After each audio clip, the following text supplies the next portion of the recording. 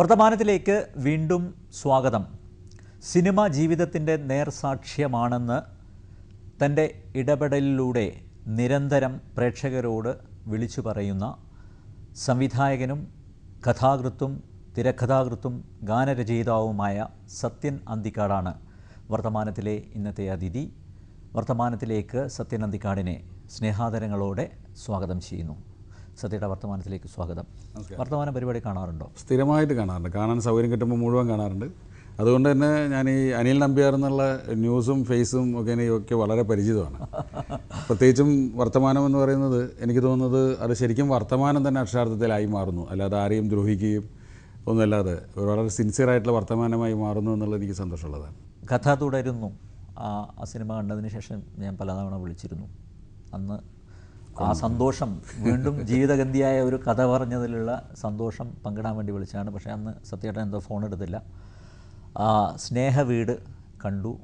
ഇത് രണ്ടും കൂട്ടിയുള്ള സന്തോഷം അറിയിക്കുകയാണ്. മുൻകാല പ്രാബല്യത്തോടെ കഥ തുടരുന്നതിൻ്റെയും സ്നേഹ വീടിൻ്റെയും അത് ഞാൻ ഏറ്റുവാങ്ങുന്നു. കാര്യം പലപ്പോഴും വെച്ചാൽ പരിചയമില്ലാത്ത നമ്പറുകൾ എടുക്കാറില്ല. അതുകൊണ്ടാണ് ഒരു മെസ്സേജ് അയച്ചിരുന്നെങ്കിൽ എനിക്ക് സന്തോഷമായേനെ. കൊല്ലത്തിലൊരു സിനിമയിലേ ചെയ്യുന്നുള്ളൂ. അതുകൊണ്ട് അതെന്തുകൊണ്ടാണ് അങ്ങനെ ഒരു നിലപാടെടുത്തത്? അത് കുറച്ച് കൊല്ലങ്ങളായിട്ട്, ഒരു 8-9 കൊല്ലം വരയ്ക്കും അങ്ങനെ ആയിരുന്നില്ല. പിന്നീട് എനിക്ക് തോന്നി ഒന്ന് കുറേ കൂടി ശ്രദ്ധിക്കേണ്ട സമയമായിരിക്കുന്നു. മറ്റൊന്ന് എൻ്റെ കൂടെ നിൽക്കുന്ന, എൻ്റെ മനസ്സിനോട് ചേർന്ന് നിൽക്കുന്ന എഴുത്തുകാർ കുറഞ്ഞു തുടങ്ങി. ഇപ്പോൾ ശ്രീനിവാസനും ലോഹിദാസൊക്കെ വളരെ ലൈവായി നിൽക്കുന്ന സമയത്ത്, അല്ലെങ്കിൽ എഴുതാൻ അവരെപ്പോഴും തയ്യാറാവുന്ന സമയത്ത് എനിക്ക് 2-3 സിനിമകൾ ചെയ്യാമായിരുന്നു. അപ്പോൾ എഴുത്തുകാരൻ എന്നുള്ളത് വളരെ കുറഞ്ഞു. ഞാൻ തന്നെ എഴുതിയെടുക്കേണ്ട ഒരു സാഹചര്യം വന്നു. അതിനേക്കാൾ ഉപരിയായിട്ട് ഞാൻ കുറച്ചുകൂടിയും ഈ ആളുകളെല്ലാവരും ഈ റിട്ടയർ ചെയ്തിട്ട് ജീവിതം ആസ്വദിക്കുന്നതിന് പകരം നമ്മൾ ലൈം ലൈറ്റിൽ നിൽക്കുമ്പോൾ തന്നെ അതിൻ്റെ ഒരു സന്തോഷം കൂടി പങ്കിടാം എന്ന് വിചാരിച്ചിട്ട് ഞാൻ എൻ്റെ ഭാര്യയോട് പറഞ്ഞു, ഞാനിങ്ങനെ കൊല്ലത്തിൽ ചിലപ്പോൾ 6 മാസമായിരിക്കും ഇവിടുന്ന് പുറത്തു പോകുന്നു, ബാക്കിയുള്ള സമയം ചിലപ്പോൾ വീട്ടിലായിരിക്കും. അപ്പോൾ അവർക്കതിന് വിരോധമില്ല. ഒരു കർഷകൻ അതൊക്കെ അതിൻ്റെ കൂടെ ഉള്ളതാണ്. അപ്പോൾ പ്രത്യേകിച്ചും സിനിമ ചെയ്യുന്ന സമയത്ത് മാത്രം ഫിലിം മേക്കർ ആവുകയും അല്ലാത്ത സമയത്ത് സാധാരണ ഒരു പ്രേക്ഷകനായിട്ടും സാധാരണ ഒരു സാമൂഹ്യ ജീവിയായിട്ട് സമൂഹത്തിൽ നടക്കുന്ന കാഴ്ചകളെല്ലാം കണ്ട് നടക്കുന്നതിലൊരു സുഖം അനുഭവിച്ചു തുടങ്ങിയതുകൊണ്ടാണ്. അല്ല, അതുകൊണ്ടാണ് എനിക്ക് തോന്നുന്നു കുടുംബ ബന്ധങ്ങൾ ഇത്രയും തീവ്രമായി ആവിഷ്കരിക്കാൻ താങ്കൾക്ക് സാധിക്കുന്നത്. ഒരുപക്ഷെ അതുകൊണ്ടായിരിക്കാം. ഞാൻ സമൂഹത്തിൽ സാധാരണക്കാരനായ ഒരു മനുഷ്യൻ അങ്ങനെ ഇടപെടാൻ ഞാൻ ശ്രമിക്കാറുണ്ട്. സ്നേഹവീട് താങ്കൾ സ്വതന്ത്ര സംവിധായകനായതിനു ശേഷം 51ാമത്തെ ചിത്രമല്ലേ? 51ആയി. മോഹൻലാലിൻ്റെ 300ാമത് ചിത്രം. കറക്റ്റ്. ഒരു ചെറിയൊരു ഇടവേളയ്ക്ക് ശേഷമാണ് അല്ലേ മോഹൻലാലുമായിട്ട് വീണ്ടും സഹകരിക്കുന്നത്. എങ്ങനെയാണ് ഈ സ്നേഹവീടിൻ്റെ ആശയം, കഥ ഉടലെടുക്കുന്നത് എങ്ങനെയാണ്? ഈ കഥയുടെ ഒരു ആശയം എൻ്റെ മനസ്സിൽ തോന്നിയിട്ട് കുറച്ച് ആളായി. അതായത് വളരെ ക്ലീൻ ഇമേജായിട്ട് ജീവിക്കുന്ന ഒരാളുടെ ജീവിതത്തിലേക്ക് ഒരു അവകാശവാദമായിട്ടൊരു പയ്യൻ വരികയും അതിൻ്റെ ഇടയിൽ കിടന്ന് നട്ടം തിരിയുന്ന ഒരാളുടെ കഥ.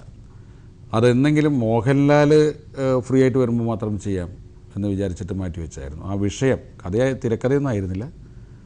അപ്പോൾ ലാല് തിരക്കുകളിൽപ്പെട്ട് ഓടി നടക്കുന്നതുകൊണ്ട് ഞാനൊരിക്കലും ലാലിനെ ബുദ്ധിമുട്ടിപ്പിക്കാറില്ലായിരുന്നു. അപ്പോൾ കഴിഞ്ഞ കൊല്ലം ഞാൻ ശരിക്കും പറഞ്ഞാൽ വേറെ സെൻട്രൽ പിക്ചേഴ്സിന് വേണ്ടി ഒരു പ്രോജക്റ്റാണ് ഞാൻ ചിന്തിച്ചിരുന്നത്. അത് എഴുതി പൂർത്തിയാവുന്നതിന് മുമ്പ് ലാലായിട്ടും ആൻ്റണി പെരുമ്പാവൂരായിട്ട് സംസാരിക്കാൻ ഇടവരികയും അപ്പോൾ എനിക്കും തോന്നി ലാലൊരു നാട്ടുമ്പുറത്തുകാരനായിട്ട് വരേണ്ട ഒരു സമയമാണ് എന്നെനിക്ക് തോന്നി. ഞാൻ ലാലിനോട് അത് പറയുകയും ചെയ്തു. കുറേ കാലമായി. അതെ, കഴിഞ്ഞ കൊല്ലൊക്കെ ലാലിൻ്റെ പടങ്ങളൊക്കെ വേറെ രീതിയിലുള്ള പടങ്ങളാണ്. നല്ലതുണ്ടാവാം, ചീത്തയുണ്ടാവാം. പക്ഷേ എങ്കിലും ഒരു മുണ്ടൊക്കെ മടക്കി കുത്തി പാടവരമ്പത്തിലൂടെ നടക്കുന്ന നമ്മൾ സാധാരണക്കാരിൽ ഒരാളായിട്ട് ലാല് വരേണ്ട ഒരു സമയമായി. ലാലേട്ടനെ അധികം അങ്ങനെ കണ്ടത് സത്യൻ അന്തിക്കാടിൻ്റെ ചിത്രങ്ങളിലുമാണ്. അതാണ് ടി.പി. ബാലഗോപാലനും സന്മനസ്സുള്ള സമ്മാനം വരവേൽപ്പൊക്കെയാണ്. അതെ. അപ്പോൾ അത്തരം ഒരു കഥാപാത്രത്തിലൂടെ മോഹൻലാലിനെ കൊണ്ടുവരണമെന്ന് എൻ്റെ അടുത്ത് പല സുഹൃത്തുക്കൾ പറയുകയും ഞാനെന്ന പ്രേക്ഷകനെ ആഗ്രഹിക്കുകയും ചെയ്തിരുന്നതാണ്. അപ്പോൾ ഈ ഒരു കഥ വന്ന സമയത്ത് ഞാൻ ലാലിനോട് പറഞ്ഞു, നമുക്ക് വീണ്ടും ഒരു പാലക്കാടൻ ഗ്രാമത്തിലേക്ക് പോയിട്ട് ഇങ്ങനൊരു കഥ ചെയ്യാം, ഞാൻ റെഡി എന്ന് പറഞ്ഞാൽ. അപ്പോൾ മോഹൻലാലിനുള്ളൊരു ഗുണം അതാണ്, ഒരു ഹീറോ ഇമേജ് അല്ലെങ്കിൽ തൻ്റെ ഒരു നായക സങ്കല്പത്തിന് അപ്പുറത്തുള്ള കഥാപാത്രങ്ങൾ ചെയ്യാൻ തയ്യാറുള്ള ഒരാളാണ്. പ്രത്യേകിച്ചും ഞങ്ങളുടെ ഒരു കോമ്പിനേഷൻ എന്ന് പറയുമ്പോൾ ഞാനും ശ്രീനിയും മോഹൻലാലും കൂടി ഒരു കാലത്ത് ഒരുപാട് സിനിമകൾ ഒന്നിച്ച് ചെയ്തിരുന്നത്. വീണ്ടും അതിൻ്റെ ഒരു ഓർമ്മപ്പെടുത്തലാണ് സ്നേഹവീട് എന്ന് പറയുന്നത്. അപ്പോൾ ഇപ്പോൾ റിലീസ് ചെയ്ത് കഴിഞ്ഞപ്പോൾ പലരും പറയുന്നത് അത് തന്നെയാണ്. എൻ്റെ അടുത്ത് പറയുന്നത് ഞങ്ങൾക്ക് പഴയ ലാലിൻ്റെ ഭാവങ്ങൾ കാണാൻ സാധിച്ചു എന്നുള്ളതാണ്. ലാലിൻ്റെ ഭാവങ്ങൾ അവിടെ തന്നെ ഉണ്ടായിരുന്നു, നമ്മളാരും അത് കണ്ടെത്താൻ ശ്രമിച്ചിരുന്നില്ല, ഉപയോഗപ്പെടുത്തിയില്ല. അതിന് പറ്റുന്ന സന്ദർഭങ്ങൾ വരുമ്പോഴാണല്ലോ അത്. പിന്നെ മറ്റൊന്നുണ്ട്, നമ്മളൊരു ഒരാളുടെ ഒരു നടൻ്റെ ശരീരഭാഷ അല്ലെങ്കിൽ അയാളുടെ പ്രായം, അയാളുടെ രൂപം, ഇതിനെ മറന്നുകൊണ്ടൊരു കഥാപാത്രം ഉണ്ടാക്കുമ്പോഴാണ് പ്രോബ്ലം വരുന്നത്. ഇപ്പോൾ ഞാൻ ഈ സിനിമയിൽ ഇന്നത്തെ മോഹൻലാലിനെ ചെയ്യാവുന്ന ഒരു വേഷം തന്നെയാണ് ചെയ്തിട്ടുള്ളത്. കാരണം ലാലിന് ഒരു കൗമാരക്കാരനായ മകനുണ്ട് സ്വന്തമായി, ശരിക്കും പ്രണവ് ലാലിൻ്റെ മകനാണ്. ആ പ്രായത്തിലുള്ള ഒരു കുട്ടിയുടെ അച്ഛൻ്റെ വേഷത്തിലേക്കാണ് ലാൽ വരുന്നത്. അല്ലാതെ ഒരു കാമുകിയുടെ പിന്നാലെ പാട്ട് പാടി നൃത്തം ചെയ്യുന്ന ഒന്നും ഈ സിനിമയിലില്ല. അതൊക്കെ കൂടി എനിക്ക് തോന്നുന്നു പ്രേക്ഷകർക്ക് കൂടുതൽ ഇഷ്ടം തോന്നാനൊരു കാരണം അതും കൂടിയിട്ടുണ്ട്. ഇപ്പോൾ ലാലിന് പലരും പറയുന്നത് ലാൽ കുറച്ച് തടി കൂടിയിട്ടുണ്ട്.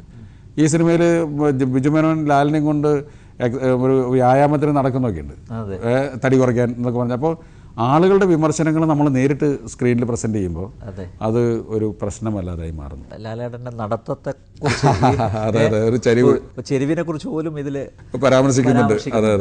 ഇതിൽ യഥാർത്ഥത്തിൽ ഇങ്ങനെ ഒരു കഥ സംഭവിച്ചിട്ടുണ്ടോ? ഇല്ല, സംഭവിച്ചിട്ടില്ല. ഇത് ഞാൻ മദ്രാസിൽ കുറേ കാലം ഉണ്ടായിരുന്നല്ലോ. മദ്രാസിൽ ഞാൻ അസിസ്റ്റൻ്റ് ഡയറക്ടർ സിനിമ പഠിക്കാൻ തുടങ്ങിയ സമയത്തൊക്കെ മദ്രാസിലാണ് ഞാൻ താമസിച്ചിരുന്നത്. അന്ന് ഈ ജൂനിയർ ആർട്ടിസ്റ്റുകളും ജൂനിയർ ഡാൻസേഴ്സിൻ്റെയൊക്കെ ഒരു ലോകം ഞാൻ കണ്ടിട്ടുള്ളതാണ്, ഷൂട്ടിങ്ങിൻ്റെയൊക്കെ പ്രൊഡക്ഷൻ ഡ്രൈവർമാർ. അപ്പോൾ ആ കാലയളവിൽ ആ ഭാഗത്ത് താമസിക്കാൻ ഇടവന്നിട്ടുള്ള ഒരു ചെറുപ്പക്കാരന് പിൽക്കാലത്ത് വരാവുന്ന ഒരു ശേഷപത്രമാണ് ഇത്. വേണമെങ്കിൽ ഇതൊരു സങ്കല്പത്തിൽ നിന്ന് തന്നെയാണ് അങ്ങനെ ഒരു കഥ ഉണ്ടായിട്ടുള്ളത്. പക്ഷേ എങ്കിലും ആ ഒരു ഫ്ലാഷ് ബാക്കിന് ഒരു സത്യസന്ധത വന്നത് എൻ്റെ ആ കാലത്തെ ജീവിതവുമായിട്ട് ബന്ധപ്പെട്ടിട്ടുള്ളതുകൊണ്ടാണ്. കാരണം എനിക്കറിയാം അതുപോലുള്ള ഈ ശാന്തിയെ പോലുള്ള ക്യാരക്ടേഴ്സിനെ എനിക്കറിയാം.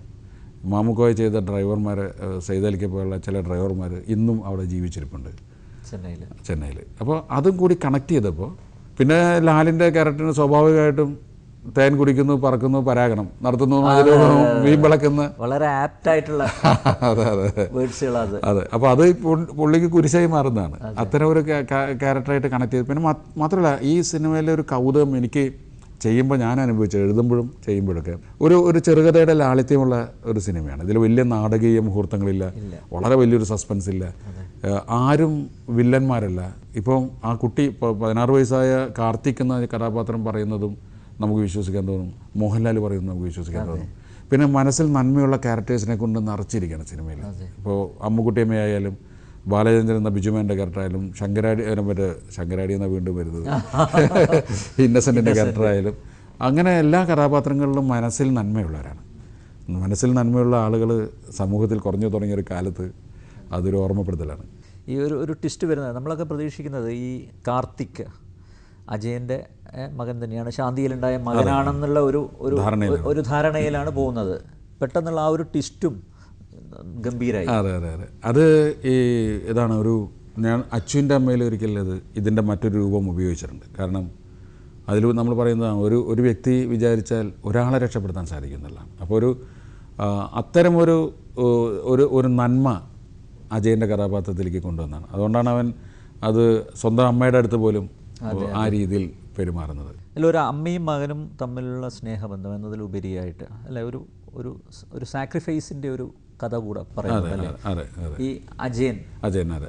അത് അപ്പോഴാണല്ലോ മനുഷ്യനാവുന്നത്. ഒരു ജീവിതം എന്ന് പറയുന്നത് എന്തിനു വേണ്ടിയാണ് നമ്മൾ ആലോചിക്കുമ്പോൾ? നമ്മൾ കുറേ പണം ഉണ്ടാക്കി നമ്മുടെ സ്വന്തം സന്തോഷത്തിന് വേണ്ടിയാണോ, അതോ അത് ഒരു സൊസൈറ്റിയിലുള്ള മറ്റുള്ളവർക്ക് കൂടി ഉപകാരപ്പെടാൻ വേണ്ടിയിട്ടാണ്? ഇതിൽ പ്രത്യേകിച്ച് ആദർശങ്ങളോ അല്ലെങ്കിൽ അത്തരം കാര്യങ്ങളൊന്നും ഇതിൽ അടിച്ചേൽപ്പിക്കുന്നില്ല. പക്ഷേ ഒരു നന്മയുടെ സന്ദേശം ഇതിലുണ്ടെന്ന് തോന്നുന്നു. കാരണം ഞാൻ പലപ്പോഴും ചിന്തിക്കാറുള്ളത്, എൻ്റെ ഒരു വ്യക്തി ജീവിതത്തിൽ എൻ്റെ സ്വഭാവങ്ങൾക്കനുസരിച്ച കുറച്ച് സ്വഭാവങ്ങളുള്ള ആളായിരിക്കും മിക്കവാറും എൻ്റെ ഒരു നായകൻ എന്ന് പറയുന്നത്. അപ്പോൾ ഇതിൽ മോഹൻലാൽ അമിതമായി പണം ഉണ്ടാക്കുന്ന ആഗ്രഹിച്ചിട്ടില്ല.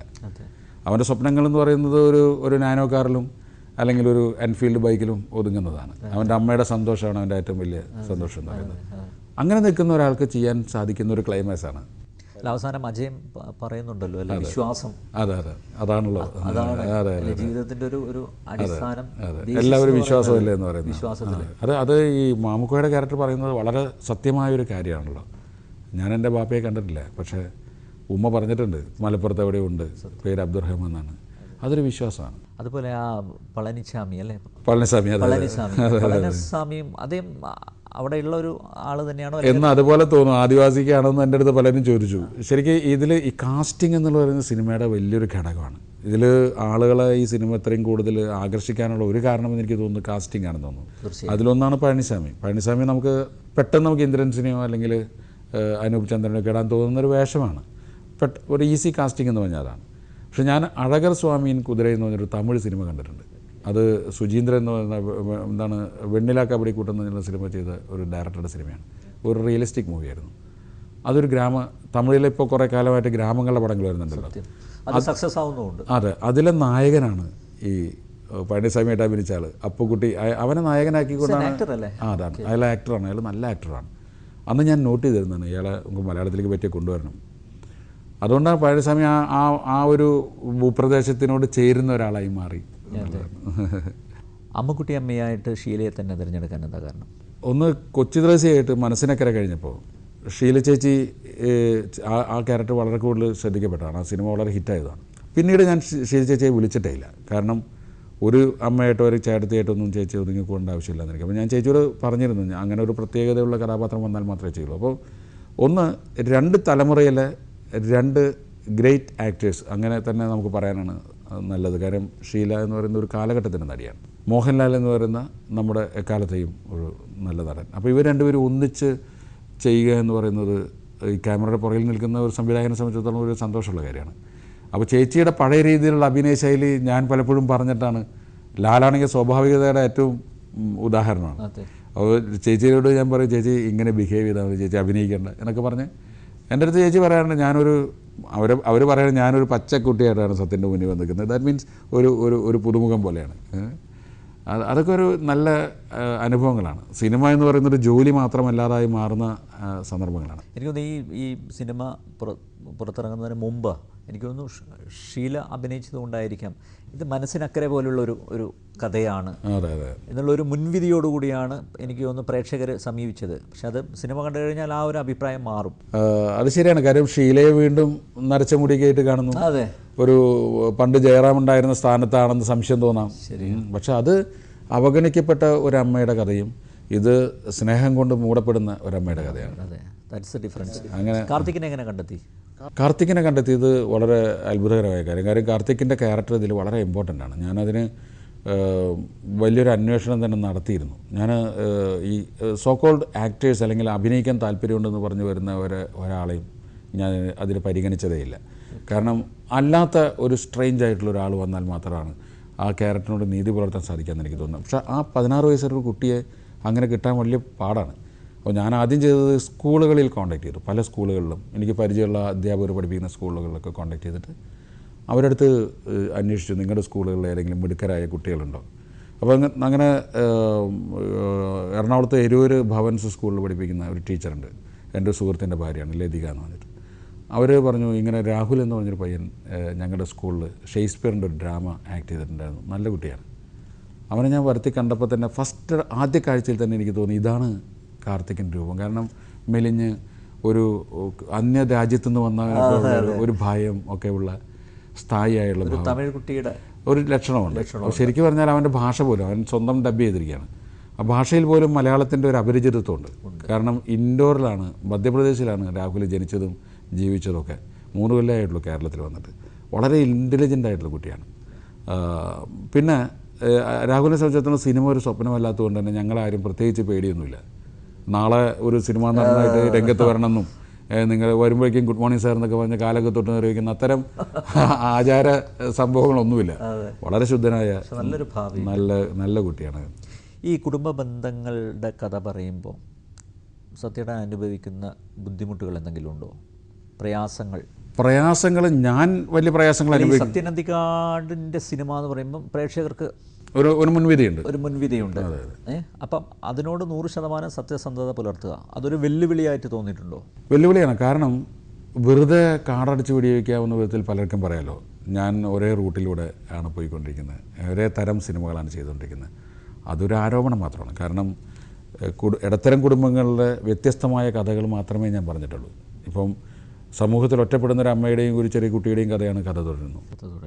വിനോദയാത്ര എന്ന് പറയുന്നത് ജീവിതം മനസ്സിലായിട്ടില്ലാത്ത, 1 കിലോ അരിയുടെ വില പോലും അറിഞ്ഞിട്ടില്ലാത്ത ഒരു പയ്യൻ്റെ കഥയാണ്. മനസ്സിനക്കര എന്ന് പറയുന്നത് അവഗണിക്കപ്പെടുന്നൊരു വാർദ്ധക്യത്തിൻ്റെ കഥയാണ്.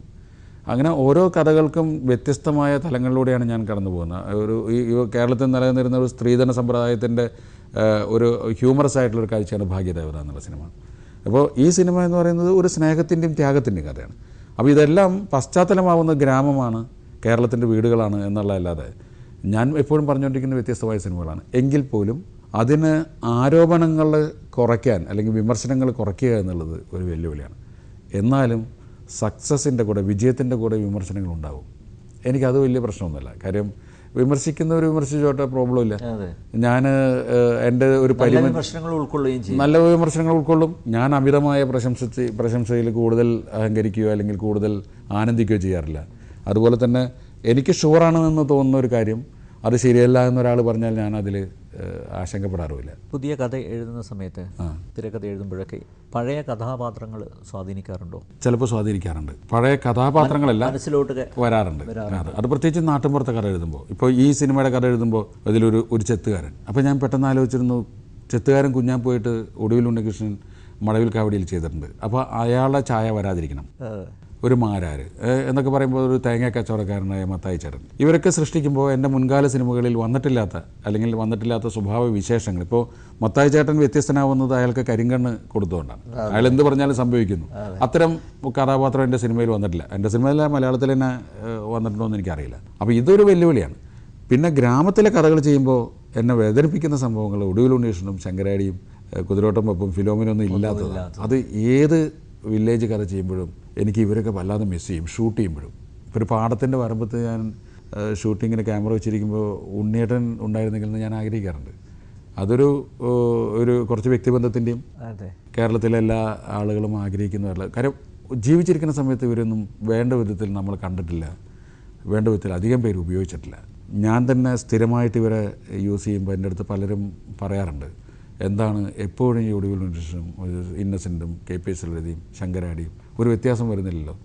ഇന്ന് പലരും പറയുന്നു, അയ്യോ ഞങ്ങൾക്കൊന്നും ഒടുവിലിനൊന്നും മര്യാദയ്ക്ക് ഉപയോഗിക്കാൻ സാധിച്ചിട്ടില്ല. KP ലളിതയും ഇന്നസെൻറ്റും മാമുക്കോയ എന്നൊക്കെ പറയുന്ന മലയാള സിനിമയിലെ മുത്തുകളാണ്. അപ്പോൾ അവർക്ക് ആരോഗ്യം ആയുസ്സും ഉണ്ടാകുന്നിടത്തോളം കാലം ഞാൻ എൻ്റെ സിനിമയുടെ കൂടെ ചേർത്ത് നിർത്തുന്നു. അതെൻ്റെ ഒരു രീതിയാണ്. എന്തുകൊണ്ടാണ് ഈ ഗ്രാമീണ പശ്ചാത്തലം എപ്പോഴും തിരഞ്ഞെടുക്കുന്നത്? എൻ്റെ മനസ്സിൽ പെട്ടെന്ന് വരുന്ന അതായത് നമ്മുടെ ജീവിത പരിചയമുള്ള മനസ്സാണ് അജയം വിളിച്ച് പറയുന്നത് അല്ലേ? ഗന്ധവും നല്ല വായു ശ്വസിക്കുക. അതെ. അത് ഇപ്പോൾ ഒരു നഗരത്തിൽ ജനിച്ചു വളർന്ന് നഗരത്തിൽ ജീവിക്കുന്ന ഒരാൾക്ക് നഗരമായിരിക്കും അയാളുടെ ഏറ്റവും വലിയ ഇഷ്ടപ്പെട്ട ലൊക്കേഷൻ അല്ലെങ്കിൽ ഇഷ്ടപ്പെട്ട പശ്ചാത്തലം. അയാൾ ഒരു 10 ദിവസം ഗ്രാമത്തിൽ കൊണ്ടിട്ടാൽ അയാൾക്ക് വെറുപ്പ് കൂട്ടിന്ന് വരും. ഞാൻ ഗ്രാമത്തിൽ തന്നെ ജനിക്കുകയും അവിടെ തന്നെ ജീവിക്കുകയും ഇപ്പോഴും അവിടെ തന്നെ ജീവിച്ചുകൊണ്ടിരിക്കുകയും ചെയ്യുന്ന ഒരാളായതുകൊണ്ട് ഒരുപാട് വ്യത്യസ്തമായ കഥാപാത്രങ്ങളെ ഞാൻ കാണുന്നുണ്ട് അവിടെ. അപ്പോൾ സ്വാഭാവികമായിട്ടും വളരെ പെട്ടെന്ന് എനിക്കത് റിലേറ്റ് ചെയ്യാൻ പറ്റും. ഇപ്പോൾ ഒരു കരിങ്കണ്ണൻ മത്തായി എന്ന് പറയുമ്പോൾ ഞാൻ നാട്ടിൽ ഒരുപാട് കരിങ്കണ്ണന്മാരുണ്ട്. നമ്മളവിടെ സിനിമയിൽ ഉൾപ്പെടുത്താൻ പറ്റാത്ത അത്രയ്ക്കും ചില കാര്യങ്ങളുണ്ട്. ഇപ്പോൾ ഒരു ഞങ്ങളുടെ നാട്ടിൽ ഉണ്ടായിരുന്ന ഒരു കരിങ്കണ്ണുള്ളൊരു സ്ത്രീയെ, ആ സ്ത്രീയെ കൊണ്ടുവന്ന ഒരു ചെറിയ ഇൻസിഡൻ്റ് ആണ്. അതൊന്നും നമുക്ക് സിനിമയിൽ ഉൾപ്പെടുത്താൻ പറ്റില്ല. അപ്പോൾ ഒരു 10 പറക്കിയ നിലത്തിൽ ഒരാൾ കൃഷി ചെയ്തു, പക്ഷേ പുല്ലാണ് കൂടുതൽ വളർന്നത്. ഇടയ്ക്ക് കുറച്ച് മാത്രം നെല്ലിൻ്റെ കട മുളച്ച് വന്നിട്ടേ ഉള്ളൂ. അപ്പോൾ ആരോ പറഞ്ഞു, ചക്കിക്കുട്ടി എന്ന് പറയുന്ന ആ സ്ത്രീനെ കൊണ്ടുവന്ന് ഒന്ന് കാണിച്ചാൽ ഈ പുല്ലിനെ പറ്റി അവരെന്തെങ്കിലും കമൻറ്റ് പറഞ്ഞാൽ പുല്ലൊക്കെ കരിഞ്ഞു പോകുള്ളൂ. ഇന്നസെൻ്റ് ആയിട്ടുള്ള നാട്ടിൻപുറത്തുകാരുടെ ചിന്തയാണ്. ചക്കിക്കുട്ടിയെ കൊണ്ടുവന്നപ്പോൾ ചക്കിക്കുട്ടി പറഞ്ഞു വെച്ചാൽ ഇടയ്ക്ക് ഓരോ കടയുള്ളെങ്കിലും നെല്ലിൻ്റെ കടയ്ക്കൊക്കെ എന്താക്കാനും വേണമെങ്കിൽ ഒരു ആനയെ കെട്ടാം എന്ന് പറഞ്ഞു. ആ ഉണ്ടായിരുന്ന നെല്ല് കൂടി കരിഞ്ഞു പോയി എന്നാണ് കഥ. അപ്പോൾ ഇത്തരം ചില നാട്ടിലെ ചില പറഞ്ഞു കേട്ട അനുഭവങ്ങൾ അതൊക്കെ ഈ മത്തായി ചേട്ടൻ്റെ ക്യാരക്ടർ ഉണ്ടാക്കുമ്പോൾ സ്വാധീനിക്കുന്നുണ്ട്. ജീവിതമായിട്ട് ബന്ധപ്പെട്ട അത്തരം കഥാപാത്രങ്ങൾ വരുമ്പോഴാണ് പനിയിൽ പറഞ്ഞ പോലെ ഒരു സിനിമ നന്നാകുമ്പോൾ വിളിക്കണമെന്ന് തോന്നുന്നത്. അതുകൊണ്ടാണ്. അല്ല, സത്യേട്ടൻ്റെ സിനിമ കണ്ട് ഇറങ്ങുമ്പോൾ മനസ്സിനൊരു ആശ്വാസമാണ്. നമ്മൾ നല്ലൊരു ട്രാങ്ക്വിലിറ്റി, ആ ഒരു ഫീലിംഗ് ആണ്. പുതിയ സിനിമകൾ, പുതിയ സംവിധായകർ, ഇപ്പം സൂപ്പർ സ്റ്റാറുകൾ അഭിനയിച്ച പടങ്ങളെക്കാൾ കൂടുതൽ സക്സസ് ആവുന്നത് എങ്ങനെ? ഈ ഒരു ചേഞ്ച് തന്നെയാണ് അല്ലേ? തീർച്ചയായിട്ടും അത് മലയാളത്തിൽ വലിയൊരു ചേഞ്ചിൻ്റെ കാലമാണ്. എനിക്ക് തോന്നുന്നു ഈ 2011 അതിന് തുടക്കം കുറിച്ചിട്ടുണ്ടെന്ന് എനിക്ക് തോന്നുന്നത്. വളരെ ബ്രില്യൻ്റ് ആയിട്ടുള്ള പുതിയ ഡയറക്ടേഴ്സ് വന്നു തുടങ്ങി, പ്രതീക്ഷ തരുന്നത്. കാര്യം നമ്മുടെ മാറ്റം ഉണ്ടാവുന്നത് ഒരു സൂപ്പർ സ്റ്റാർ മാറി മറ്റൊരു സൂപ്പർ സ്റ്റാർ വരുന്നതിന് പകരമായിട്ട് സിനിമയിൽ ചേഞ്ചസ് ഉണ്ടാവാൻ ആരംഭിച്ചിരിക്കുന്നു. അതിൻ്റെ ആദ്യത്തെ സ്റ്റെപ്പ് ട്രാഫിക്കാണെന്ന് വേണമെങ്കിൽ പറയാം. ട്രാഫിക്, ഇപ്പോൾ സോൾട്ട് ആൻഡ് പെപ്പർ അല്ലെങ്കിൽ ചാപ്പകുരിശ്, ഇതൊക്കെ വളരെ ഡിഫറെൻ്റ് ആയിട്ടുള്ള പുതിയ ചെറുപ്പക്കാരുടെ നല്ലൊരു കടന്നുവരവ് വളരെ ആശാവഹമാണ്. 80s തുടക്കത്തിൽ ഇങ്ങനെ ഉണ്ടായിരുന്നു. അത് ആ സമയത്ത് വന്നവരാണ് ഞാനും ഫാസിലും പ്രിയദർശനും സിബി മലയിലൊക്കെ. വേറൊരു വഴി വെട്ടി തുറന്നു വന്നതാണ്. അത്തരമൊരു വഴി ഇവിടെ വെട്ടി തുറക്കപ്പെടുന്നുണ്ട്. അത് വളരെ ശുഭസൂചകമാണ്. അപ്പം ഞാനതിനെ വളരെ പോസിറ്റീവായിട്ട് എനിക്ക് കാണാൻ ഭയങ്കര ഇഷ്ടമാണ് അത്തരം കാര്യങ്ങളൊക്കെ. അതോടൊപ്പം തന്നെ നല്ല സിനിമകൾ അത് ഏത് കാലത്തായാലും മനുഷ്യൻ്റെ അടിസ്ഥാനപരമായ വികാരങ്ങൾക്ക് വലിയ മാറ്റങ്ങളൊന്നും ഉണ്ടാകുന്നില്ല. എന്തുകൊണ്ടാണ് സ്നേഹവീട് കാണാൻ ഈ ട്രാഫിക്കും സോൾട്ട് ആൻഡ് പേപ്പറും കണ്ട ആളുകൾ തന്നെയാണ് സ്നേഹവീടും കാണുന്നത്. അവർക്ക് അതും ആസ്വദിക്കാൻ സാധിക്കുന്നു എന്നുള്ളതാണ്. അപ്പോൾ നല്ല സിനിമകളുടെ ഒരു കാലം വീണ്ടും ഒരു വസന്തം മലയാളത്തിന് വരുന്നു എന്നാണ് ഞാൻ വിചാരിക്കുന്നത്. അല്ല, സൂപ്പർ സ്റ്റാറുകളെ എനിക്ക് തോന്നുന്നു ഒരു ഇടക്കാലത്ത് അവരുടെ കഴിവിനെ നമ്മൾ യൂട്ടിലൈസ് ചെയ്തുമില്ല സംവിധായകർ, അല്ലേ? അതെ, ഒരു വാണിജ്യത്തിന് വ്യാപാരത്തിന് വേണ്ടി മാത്രം അവർ ഉപയോഗിച്ചു. അത് അവർക്കും ദോഷം ചെയ്തിട്ടുണ്ട്, ഇൻഡസ്ട്രിക്കും ദോഷം. പക്ഷേ അവർ കൂടി അത് ശ്രദ്ധിക്കേണ്ടതായിരുന്നില്ലേ, അല്ലേ? ഒരു പരിധിവരെ അവർ കൂടി ശ്രദ്ധിക്കേണ്ടതായിരുന്നു. നമുക്കറിയില്ല അവരുടെ പ്രശ്നങ്ങൾ എന്തൊക്കെയാണെന്ന് നമുക്ക് കറക്റ്റായിട്ട് അറിയാം. ഇപ്പോൾ എനിക്കറിയാവുന്ന മമ്മൂട്ടിയും മോഹൻലാലും ബോധപൂർവമൊന്നും ഒരു മോശം സിനിമകളുടെ കൂടെ നിന്നിട്ടൊന്നുമില്ല. അവരെ പിന്നെ മറ്റൊന്ന്, അവരും സാധാരണ മനുഷ്യരാണല്ലോ. അപ്പോൾ അവർക്ക് സെലക്ട് ചെയ്തുകൂടെ എന്ന് നമ്മൾ ചോദിക്കും. സെലക്റ്റീവ് ആയിക്കൂടെ? ഈ സെലക്ട് ചെയ്യുന്നത് നല്ലതാവണം ചീത്തയാവണം എന്നുള്ളത് അവരുടെ ബോധമണ്ഡലത്തിൽ മാത്രം ഉണ്ടാവുന്നതാണ്. അവരുടെ തീരുമാനങ്ങൾ തെറ്റായി പോവാം. മനസ്സിലായി? ഇപ്പോൾ ലാലിനോട് ഞാൻ തന്നെ ചോദിച്ചിട്ടുണ്ട്, ലാൽ എന്തിനാണ് അഭിനയിക്കേണ്ടതെന്ന് തോന്നുന്ന ചില സിനിമകൾ അഭിനയിക്കേണ്ടി വന്നത്. അപ്പോൾ ലാൽ പറയുന്നത് ഞാൻ വിചാരിച്ചിരുന്നത് നല്ല സിനിമയായിട്ട് മാറുമെന്നാണ്. മമ്മൂട്ടി അതുപോലെ തന്നെയാണ്. അപ്പോൾ അവരുടെ ഉദ്ദേശശുദ്ധി കഥ കേൾക്കുമ്പോൾ നല്ലതാണെന്ന് തോന്നായിരിക്കും. നമുക്കൊക്കെ ലിമിറ്റേഷൻസ് ഇല്ലേ? നമുക്കൊക്കെ ചെറിയ ഒരു അറിവും വെച്ചുകൊണ്ടാണ് നമ്മളൊക്കെ നിൽക്കുന്നത്. നമ്മുടെ അറിവിൻ്റെ പരിധി വളരെ വലുതാണ്. നമുക്ക് ചെറിയ അറിവിൻ്റെ പരിധിയിൽ നിന്നുകൊണ്ടാണ് മലയാളത്തിലെ എല്ലാ ഭാഷയിലും ആളുകൾ സിനിമ ചെയ്യുന്നത്. അപ്പോൾ MT വാസുനായർ അടുത്ത കാലത്ത് എഴുതി, ഇപ്പോഴും ഇത്രയും വർഷങ്ങൾ കഴിഞ്ഞിട്ട് ഇത്രയും എഴുതി കഴിഞ്ഞതിന് ശേഷവും പുതുതായിട്ടൊരു പേപ്പർ വെച്ചിട്ട് പേനയും കടലാസും എടുത്തിരിക്കുമ്പോൾ ഇപ്പോഴും കൈ വിറയ്ക്കും എന്ന് MT വാസുദേവൻ നായർ പറയുന്നു. കാരണം അദ്ദേഹത്തിന് അറിയാം ഇത് വായനക്കാരൻ്റെ മുന്നിലേക്ക് എത്തിക്കേണ്ടതാണ്. അതുപോലെ തന്നെ നമുക്കൊരു ധാരണ, ഒരു ബോധം നമുക്കുണ്ടാവണം. നല്ല ബോധമുള്ള ആളുകളുടെ മുന്നിലേക്കാണ് സിനിമ കൊണ്ടുവരുന്നത്. പ്രേക്ഷകൻ അല്ലെങ്കിൽ വായനക്കാരൻ എന്ന് പറയുന്നത് നമ്മളെക്കാൾ ബുദ്ധിയോടുകൂടി സിനിമയെ സമീപിക്കുന്നവരാണ്. അപ്പോൾ അതുകൊണ്ട് അവരുടെ തെരഞ്ഞെടുപ്പുകൾ തെറ്റുന്നുണ്ടാവും. അത്രയേ ഉള്ളൂ. പഴയ സിനിമകളുടെ റീമേക്ക് ഇപ്പോൾ വരുന്നു, അത് നല്ലൊരു പ്രവണതയാണോ? അത് നല്ലൊരു പ്രവണതയാണെന്ന് പറയാൻ പറ്റില്ല. കാരണം പക്ഷേ അതുകൊണ്ട് സാമ്പത്തിക ഗുണം ഉണ്ടാകുന്നു, സിനിമയ്ക്ക് ദോഷം ഉണ്ടാകുന്നില്ലെങ്കിൽ ഇത് വ്യവസായം എന്നുള്ള നിലയിൽ അത് തെറ്റൊന്നുമില്ല. പക്ഷേ ഇപ്പോൾ നീലത്താമര രണ്ടാമത് വന്ന് നന്നായി എന്ന് എനിക്ക് തോന്നിയിട്ടുണ്ട്. കാര്യം അന്നത്തെ നീലത്താമര അധികം പേര് കണ്ടിട്ടില്ല. പിന്നെ ലാൽ ജോസ് അത് വളരെ സാങ്കേതിക മികവോടെ അത് നന്നായി ചെയ്തിട്ടുണ്ട്. അത്തരം റീമേക്കുകൾക്കൊക്കെ ഒന്നും വലിയ ഒരു വിരോധം നമുക്ക് പറയാൻ പറ്റില്ല. ഇപ്പം രതി നിർവേദം ഒരു അളവ് വരെ അതിനെ സഹായിച്ചിട്ടുണ്ടാവും. പിന്നെ ഇവിടെ പിടിച്ചു നിൽക്കാൻ ഒരു നിർമ്മാതാവിന് ശക്തി തരേണ്ടത് സാമ്പത്തിക വിജയം തന്നെയാണ്.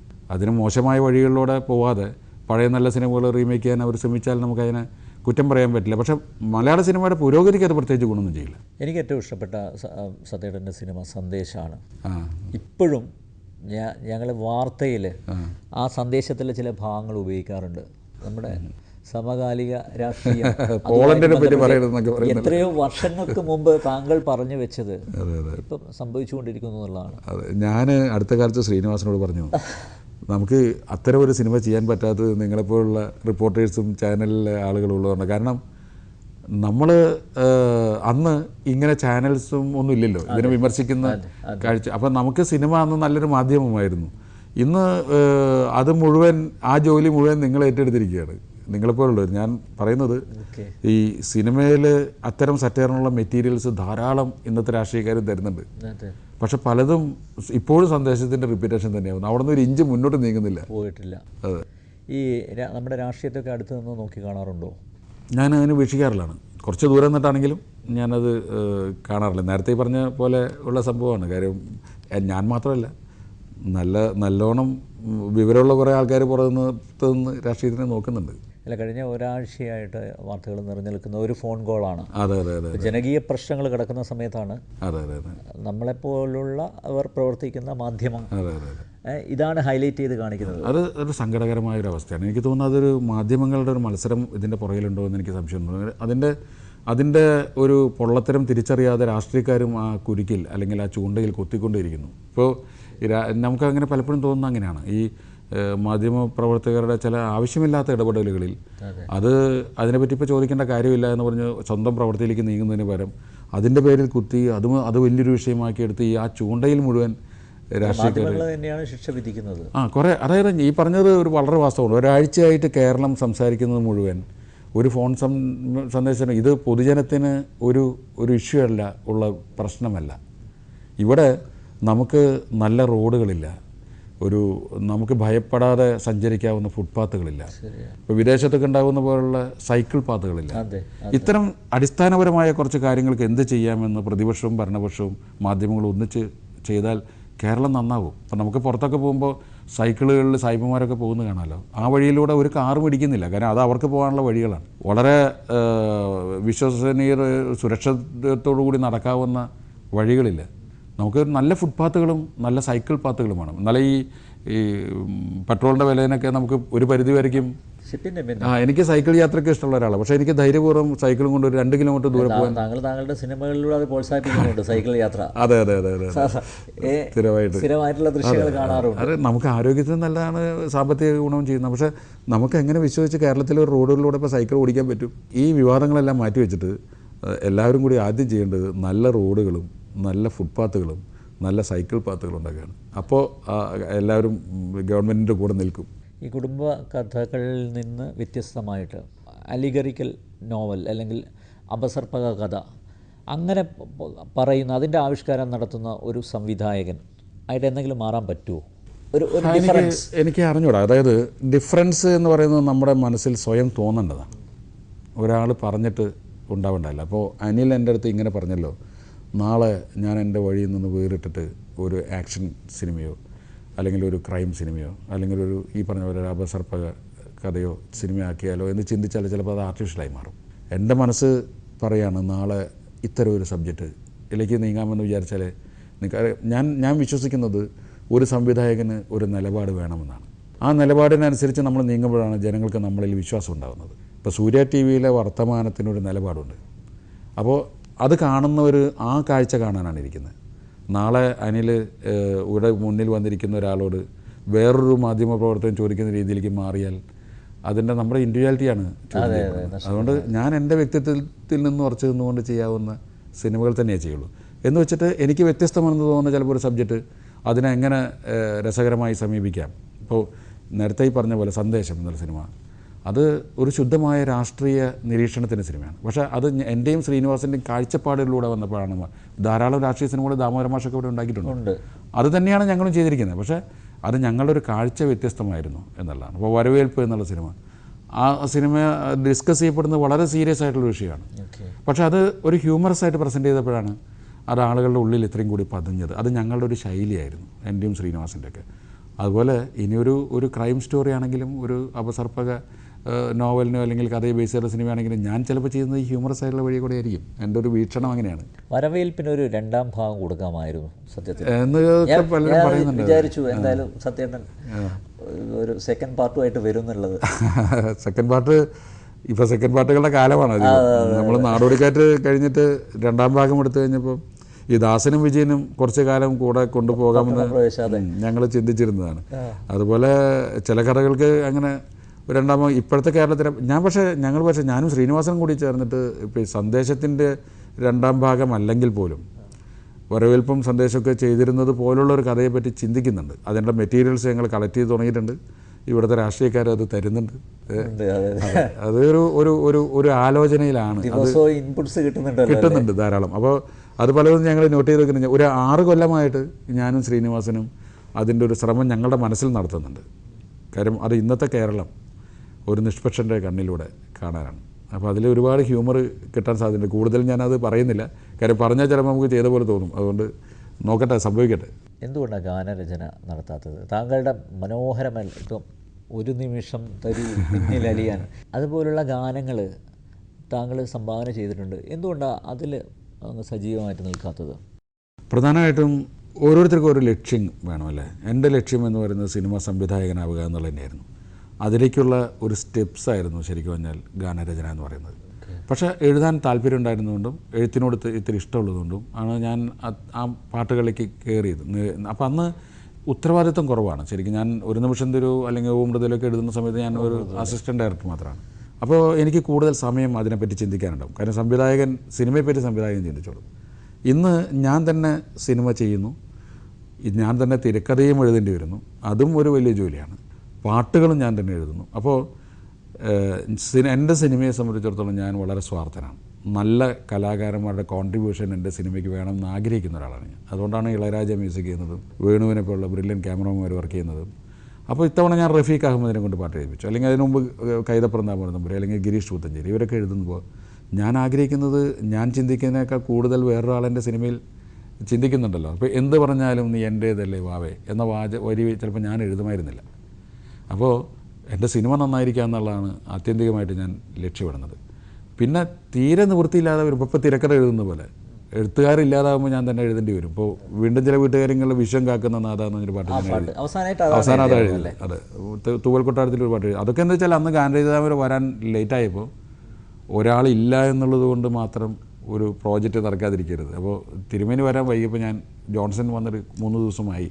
അപ്പോൾ ഞാൻ ജോൺസൻ്റെ അടുത്ത് പറഞ്ഞു ഞാനൊരു സാമ്പിൾ ഒരെണ്ണം എഴുതാം എന്ന് വെച്ചിട്ട് ഞാനൊരു പാട്ട് എഴുതി. പിന്നെ ജോൺസണും കൈതപ്പുറം പറഞ്ഞു ആ പാട്ട് മതി എന്ന് പറഞ്ഞു. അങ്ങനെയാണ് വിശ്വം കാക്കുന്ന വിശ്വയികാനായിക എന്നുള്ള പാട്ട് എഴുതിയത്.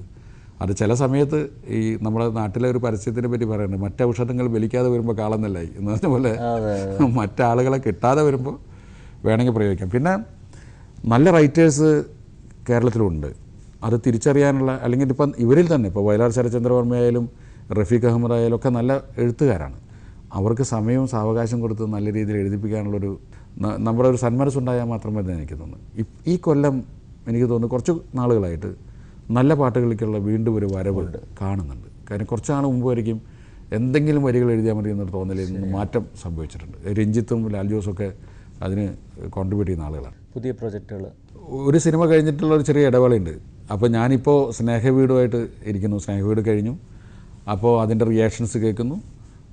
ഒരു കുറേ ആളുകൾക്ക് അത് ഇഷ്ടപ്പെടുന്നു, ചിലർക്ക് ഇഷ്ടപ്പെടുന്നില്ലെങ്കിൽ ആ വിവരം എൻ്റെ അടുത്ത് പറയുന്നു. അതൊക്കെ ഞാൻ രണ്ടും കേൾക്കുന്നു. ഒരേപോലെ തന്നെ ഒരേ മനസ്സോടുകൂടി തന്നെ സ്വീകരിക്കുന്നു.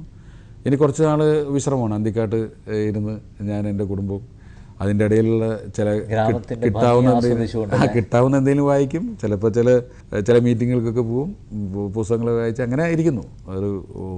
അതിൻ്റെ ഇടയിൽ എപ്പോഴെങ്കിലും ഒരു വിഷയം മനസ്സിൽ തെളിഞ്ഞു വരും. ഞാൻ 1-2 റൈറ്റേഴ്സിനോട് തന്നെ ഞാൻ കഥകൾ ആലോചിക്കാൻ പറഞ്ഞിട്ടുണ്ട്. ബെന്നി പി നാരായണപുരത്തിനോട് ഞാനൊരു സബ്ജക്റ്റ് ആലോചിക്കാൻ പറഞ്ഞിട്ടുണ്ട്.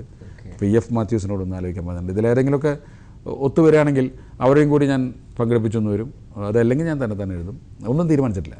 എന്തായാലും കൂടുതൽ നല്ല സിനിമകൾ, നന്മ നിറഞ്ഞ സിനിമകൾ സത്യേട്ടനിൽ നിന്നും ഇനിയും ഉണ്ടാവട്ടെ. ഞാനും അതിനുവേണ്ടി ശ്രമിക്കാം. സന്തോഷം. വളരെയധികം നന്ദി. വർത്തമാനം.